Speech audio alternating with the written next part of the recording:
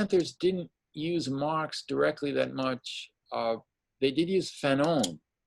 They had in fact, I think the way I heard about Fanon was that the Black Panthers had Fanon on their 10-book reading list that every Black Panther should read, Wretched of the Earth. And that, of course, made it famous, but also scary. It probably delayed by 10 years of becoming part of the academic curriculum, because it would be dangerous to write a dissertation, Fanon, for quite a while. What they did use was Mao, so Mao and Fanon. Mao's kind of anti-colonialism, but with a very strong class analysis.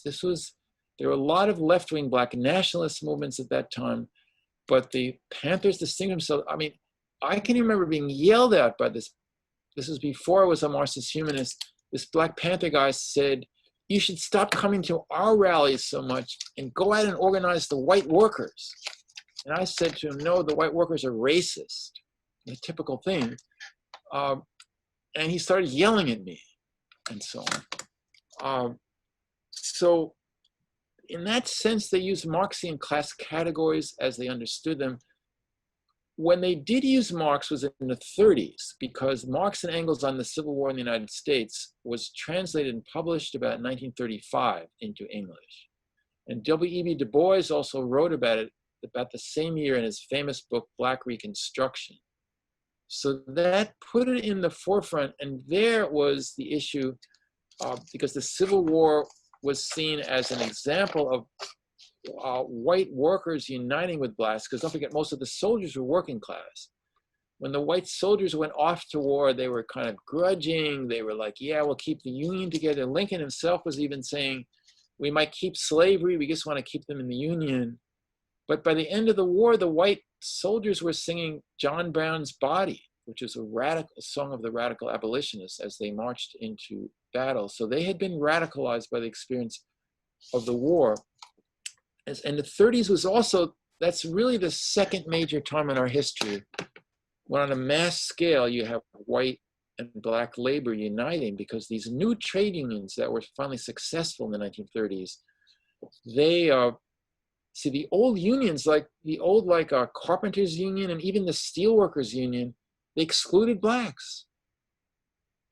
As late as the 1920s, most of the trade unions were excluding Blacks from membership, and then capital would hire Blacks as strikebreakers, and some of the right-wing civil rights organizations would even help them and say, these are racist unions. We're going to break down the color bar, get Blacks working at the U.S. Steel Corporation. I mean, it was just horrible, horrible situation.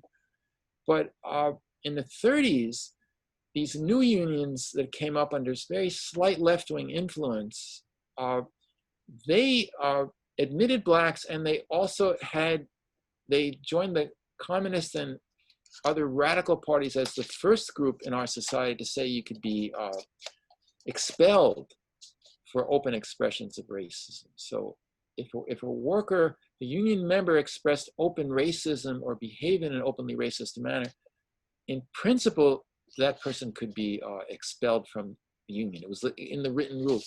So Marx, in that sense, now resistance by Blacks, of course, you have all those Blacks joining up in the Civil War.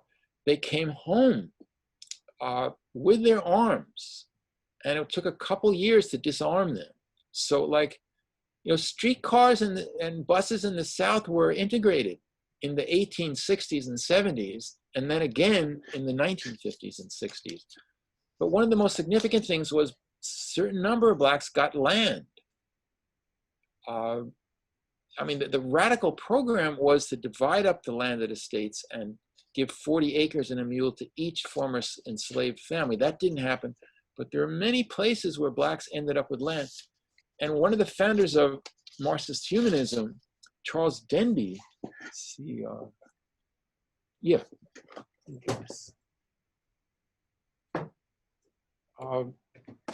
Charles Denby, who was one of the founders of the Marxist humanists, he grew up in Alabama.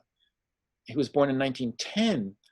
And he has this account of the South before he moves north to work in the automobile plants when he was in his 30s. And Denby has this line, I'm not quoting exactly, but he says, because his family owned some land. And so he said, you know, at least in the oral tradition of his family, uh, the baddest Negroes never gave back their land after the Civil War. We took land and we just never gave it back.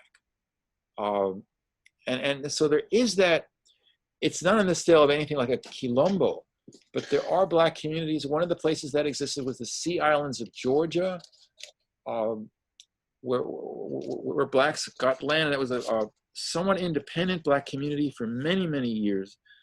And so there are plenty of instances of Black resistance right up through, of course, the 60s and after the urban rebellions and so forth.